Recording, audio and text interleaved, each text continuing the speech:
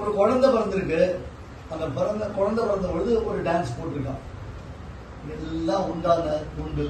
எங்க நம்முடைய இதிகாச புராணங்கள்ல எல்லாம் இருக்கு.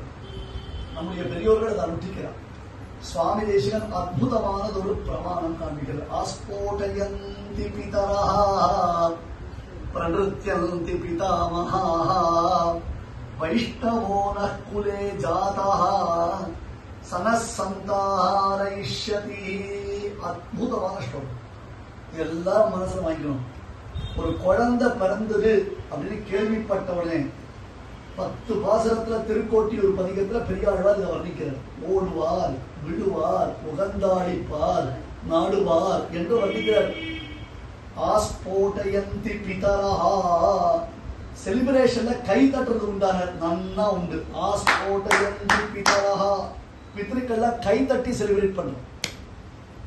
சில சமயத்துல வைதிக ஃபங்க்ஷன் தான் கை தட்டாத நன்னா கை தட்டும்.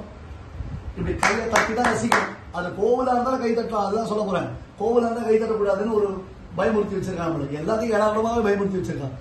ஆஸ்போடயந்தி பிதாஹா பிரநிருத்யந்தி பிதா. தந்தையார்கள் தகப்பன்மார்கள் கை தட்டி குதிக்கிறா. சிங்கக்குட்டி பிறந்துட்டான், எனக்கு சிங்கக்குட்டி பிறந்துட்டான்னு.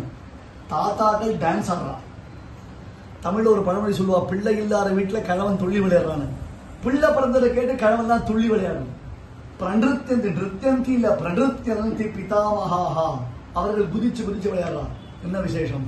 வைஷ்ணவோ நः குலே ஜாதஹ. ஒரு ஸ்ரீ வைஷ்ணவன் நம்ம குலத்துல பிறந்துட்டான். சனः சந்தாரயிஷ்யதி. அவன் நம்மளை கரதேத்த போறான் என்று வர்ணிக்கிறார்.